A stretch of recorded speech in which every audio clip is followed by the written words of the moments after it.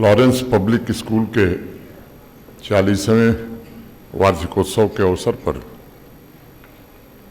समारोह में उपस्थित जम्मू कश्मीर सरकार के मंत्री श्रीमान Satish Sharma ji,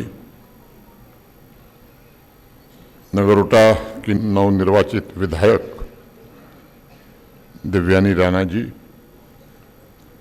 chairman Lawrence public school wing commander MM Joshi ji, Padmashri SP Verma साहब, general Rakesh Sharma ji, secretary Jammu Kashmir art academy Harvinder Kaur साहिबा, सभागार में उपस्थित सभी सम्मानित अतिथिगण, पुरस्कार विजेता, देवियों, सज्जनों और मित्रों,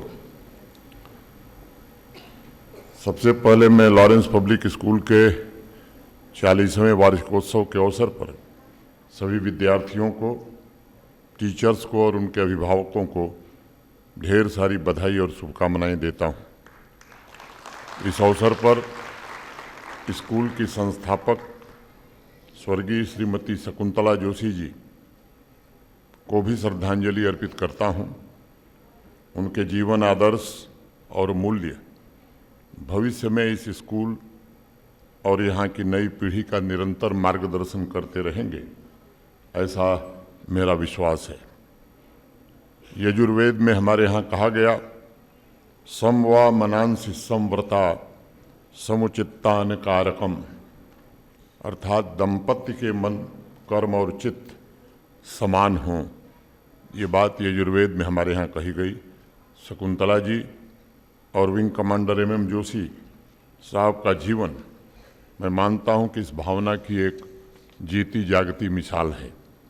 साथियों, मैं समझता हूँ कि अपने उद्देश्य इंस्पायरिंग माइंड्स बिल्डिंग फ्यूचर्स के अनुरूप कई पीढ़ियों के भविष्य निर्माता तैयार करने में लॉरेंस पब्लिक स्कूल ने बहुत ही अहम योगदान दिया है और आज 40 वर्षों के शिक्षा, सेवा, समर्पण के मूल्यों का प्रसार करते हुए यह स्कूल सिर्फ एक संस्था, इंस्टीट्यूशन नहीं, बल्कि जीवंत विरासत के रूप में हम सबके सामने आज मौजूद है। मैं कल्पना कर सकता हूं कि इन 40 वर्षों में लॉरेंस पब्लिक स्कूल के अनगिनत टीचर्स ने स्टूडेंट्स के लिए नए भाग्य की रचना में अपना अमूल्य योगदान देकर उन्हें इस लायक काबिल बनाया होगा कि अपनी व्यक्तिगत उपलब्धियों के अलावा वह राष्ट्र निर्माण में भी योगदान देने के लिए सामर्थ्यवान और ऊर्जावान बन सकें। मैं उन सभी टीचर्स का भी आज इस अवसर पर अपनी ओर से हृदय से अभिनंदन करना चाहता हूँ। हमारी संस्कृति में प्रमुख रूप से बात बार बार कही गई, सा विद्याया विमुक्तये, शिक्षा वही है जो विद्यार्थी को मुक्त कर दे। और मुक्त करने का मतलब ये है कि उसके अंदर इंडिपेंडेंट थिंकिंग का जन्म हो, ताकि वो पढ़ाई के साथ साथ जीवन के उच्च आदर्शों, हायर वैल्यूज़ को अर्जित कर सके।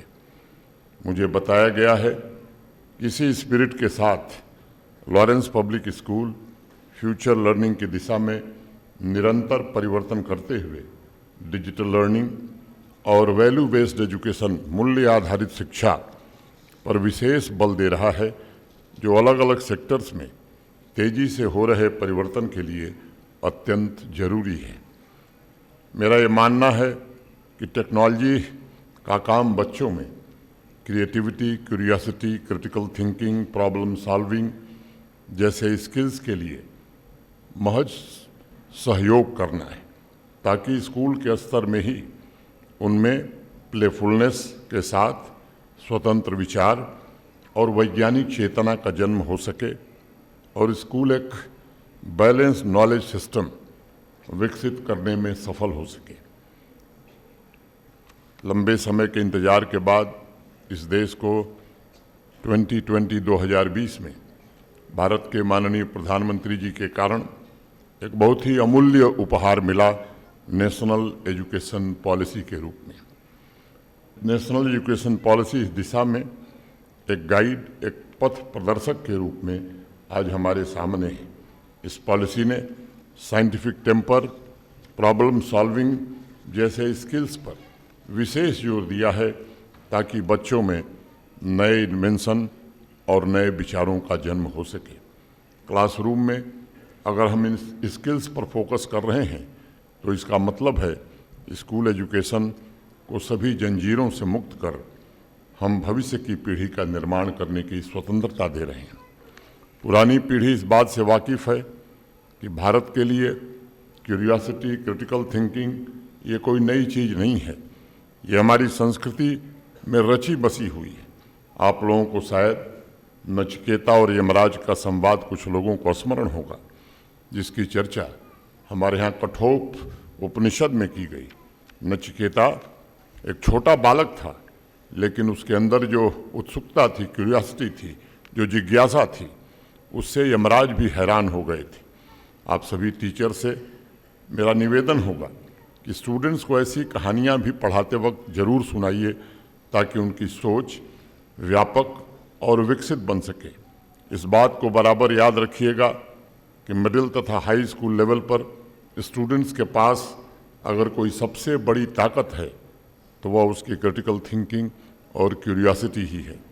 और मैं जिम्मेदारी से बात कहना चाहूँगा कि यही क्रिटिकल थिंकिंग और क्यूरियोसिटी भारत के स्वर्णिम भविष्य का निर्माण करेगी, जम्मू कश्मीर की भावी पीढ़ी को नई पहचान देने में भी सफल होगी। मैं आप लोगों को श्रीनिवास रामानुजम, आप में से अनेक लोगों ने देश के नहीं दुनिया के बहुत बड़े मैथमेटिशियन श्री रामानुजम की बात सुनाना चाहता हूँ। आप जानते हैं पूरी दुनिया में श्रीनिवास रामानुजम से बड़ा कोई मैथमेटिशियन दूसरा पैदा नहीं हुआ, लेकिन उनकी कहानी बिल्कुल अलग है। रामानुजम मैथ का क्लास अटेंड करने की बजाय सेल्फ लर्निंग पर ज़्यादा निर्भर थे और 13 साल की उम्र में उन्होंने एडवांस ट्रिग्नोमेट्री को हल करने के लिए खुद की थियोरी डेवलप करने का काम किया। बाद में जब उन्हें कॉलेज भेजा गया तो बायोलॉजी की क्लास अटेंड करने के बजाय वो मैथ्स हल करते रहते थे। सन 1912 में उन्हें मद्रास पोर्ट ट्रस्ट कार्यालय में एक नौकरी मिली और वो भी नौकरी थी क्लर्क की, लेकिन तब भी मैथ की थ्योरी पर काम करते रहते थे। उनके असाधारण स्किल को उनके मैनेजर एस.एन. अय्यर ने पहचाना और उन्हें और मोटिवेट किया। अगर रामानुजम को अपने पैशन के विपरीत काम करने के लिए मजबूर किया जाता तो शायद दुनिया इतने बड़े मैथमेटिशियन को पाने से चूक जाती। Number theory, infinite series, continued fractions, ये ऐसे काम हैं उनके अद्वितीय। मैं समझता हूँ कि पूरा दुनिया की पूरी गणित इस योगदान से वंचित रह जाती। इसलिए स्कूलों को तथा पेरेंट्स को भी इस बात का विशेष ध्यान रखना चाहिए कि स्टूडेंट्स की पसंद उनके पैशन के अनुसार, उसकी योग्यता के मुताबिक उसे सब्जेक्ट्स पढ़ने के अवसर प्राप्त हों, ताकि बिना किसी दबाव के उनका टैलेंट पूरी तरह डेवलप हो सके। आज सभी टीचर से मैं एक और अनुरोध करूंगा कि बच्चों के माइंड को मैकेनिकल बनाने के बजाय नेचुरल बनाने पर ध्यान केंद्रित करने की ज़रूरत है। आज जिस प्रकार ग्लोबली कंपटीशन बढ़ रहा है, उसमें स्टूडेंट्स के मौलिक विचार ही उसे लाइफ लॉन्ग लर्निंग के लिए प्रेरित कर सकेंगे। वही स्टूडेंट्स को री स्किलिंग और अप स्किलिंग में मदद कर सकेंगे। क्लासरूम में यूनिक इंडिविजुअलिटी को प्रमोट करके ही हम भविष्य का अच्छा ह्यूमन कैपिटल जनरेट कर सकते हैं। लॉरेंस पब्लिक स्कूल को भविष्य में मुझे लगता है कि इन 4 बातों पर विशेष ध्यान रखना मैं ज़रूरी समझता हूँ: access, equity, quality and outcome. अगर भारत की बढ़ती इकोनॉमिक पावर के पोटेंशियल को पूरी तरह से हमें एक्सप्लॉयट करना है तो आप सभी को कॉलेज रेडी तथा फ्यूचर रेडी इन 2 लक्ष्यों पर फोकस करने की आवश्यकता होगी तथा प्रत्येक स्टूडेंट्स को निरंतर डेवलप हो रहे स्किल सेट से परिचित कराना होगा, ताकि एक नए दृष्टिकोण और परिवर्तन के साथ अपने बच्चों को 21वीं सदी का ग्लोबल सिटीजन बनाने में हम कामयाब हो सकें। ये भी सच है कि आने वाला भविष्य कैसा होगा, इसके बारे में विश्वास के साथ आज कोई कुछ कहने की स्थिति में नहीं है। मैं जानता हूं कि लॉरेंस पब्लिक स्कूल ने पिछले 40 वर्षों में अनेक परिवर्तन देखे होंगे, लेकिन पिछले 20 वर्षों में जिस तेजी से बदलाव दुनिया में हुआ है वह पिछले 1000 सालों की प्रगति से भी ज़्यादा है। पहले एजुकेशन का स्वरूप स्थायी था, शायद दशकों तक सिलेबस में 1 या 2 परिवर्तन होते थे, लेकिन आज हो सकता है हर सप्ताह, हर महीने क्लासरूम में कुछ नया आपको इंट्रोड्यूस करना पड़े, और इसके लिए टीचर्स को विशेष रूप से तैयार रहना होगा ताकि एजुकेशन और अधिक पर्सनलाइज तथा तेज़ी से विकसित हो रही दुनिया के अनुरूप हम बना सकें। मैं सभी स्टूडेंट्स और टीचर से भी ये कहना चाहूँगा कि आर्टिफिशियल इंटेलिजेंस भविष्य में क्लासरूम में एक नई क्रांति को जन्म देने वाला है।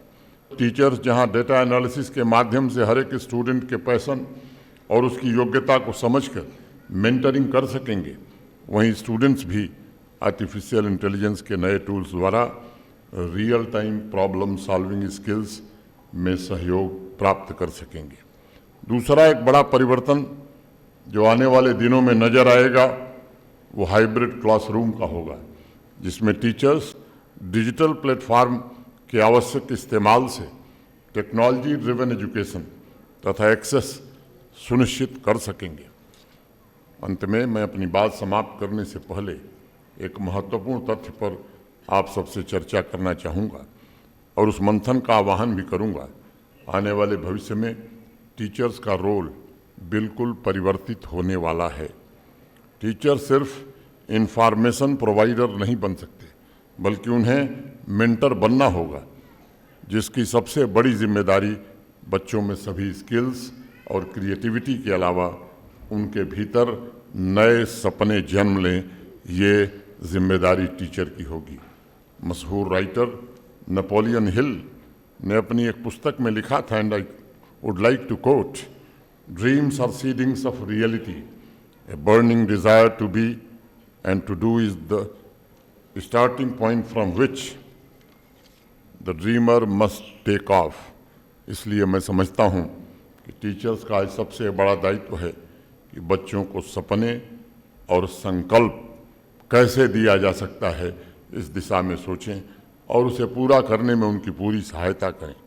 साथ ही उन्हें अपनी परंपरा, भाषा, मूल्यों, प्रेम, करुणा, हिंसा, अहिंसा, भाईचारे से भी परिचित कराने का दायित्व हमारे टीचर्स का ही होगा। भविष्य में इस रोल को आप कैसे निभाएंगे, इस पर आपको गहनतापूर्वक विचार करना होगा। जिन नारियों को आज सम्मानित किया गया है, मैं उन्हें हृदय से सबको बधाई देना चाहता हूं।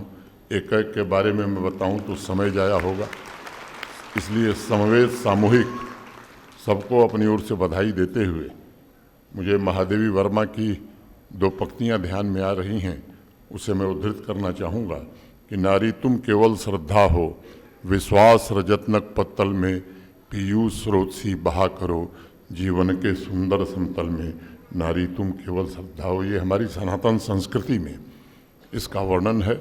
और अब देश जिस मुहाने पर खड़ा है, केवल विमेन एम्पावरमेंट नहीं बल्कि विमेन लेड डेवलपमेंट की ओर देश आगे बढ़ रहा है। मैं समझता हूँ कि उस दिशा में जम्मू कश्मीर भी निश्चित रूप से अपनी महत्वपूर्ण भूमिका का निर्वहन करेगा। विश्वविद्यालयों के कुलाधिपति चांसलर होने के नाते आज एक बात मैं कहना चाहता हूँ। जिन विश्वविद्यालयों के कन्वोकेशन में जाता हूँ, मोटे तौर पर 75% से ज़्यादा गोल्ड मेडल आज बच्चियाँ हमारी ले रही हैं। और एक विशेष जिक्र मैं करना चाहूँगा, इस कॉस्ट जम्मू के कन्वोकेशन में जब मैं गया 2 साल पहले की बात है, तो 18 में से 15 गोल्ड मेडल हमारी बच्चियों ने लिया। तो ये नए रिकॉर्ड हमारी बच्चियां बना रही हैं। निश्चित रूप से मैं समझता हूं कि विकसित भारत में ये आधी आबादी शायद पुरुषों से ज़्यादा योगदान करेगी। मैं एक बार पुनः आप सबको 40वें वार्षिक उत्सव की बहुत बहुत बधाई देते हुए और एक जानकारी देना मैं ज़रूरी समझता हूँ। आप सब जानते हैं कि वंदे मातरम के 150 वर्ष पूरे हुए। भारत सरकार के संस्कृति मंत्रालय ने पूरे देश में कार्यक्रमों का आयोजन किया था। प्रथम चरण उसका पूरा हुआ। जम्मू कश्मीर की आबादी देश की आबादी की केवल 1% है, लेकिन आपको जानकर ये बेहद खुशी होगी कि पूरे देश में जम्मू कश्मीर पहले स्थान पर रहा है वंदे मातरम के कार्यक्रम। और जो डिस्ट्रिक्ट देश भर के चिन्हित किए गए उसमें भी नंबर 1 डिस्ट्रिक्ट जम्मू का किश्तवाड़ रहा है। और तीसरी बात जो और आश्चर्य में आपको डालेगी कि टॉप 10 इंडिया के डिस्ट्रिक्ट में 9 जिले जम्मू कश्मीर के हैं। तो मैं समझता हूं कि ये परिवर्तन इस बात को दर्शाता है कि जम्मू कश्मीर किस दिशा में जा रहा है। मैं फिर से आप सबके प्रति हृदय से कृतज्ञता ज्ञापित करते हुए विद्यालय परिवार को अग्रिम शुभकामना देते हुए और माता वैष्णो देवी से प्रार्थना करते हुए कि विद्यालय आने वाले दिनों में दिन दूना रात चौगुना बढ़े, मैं अपनी बात पूरी करता हूँ। धन्यवाद। जय हिंद।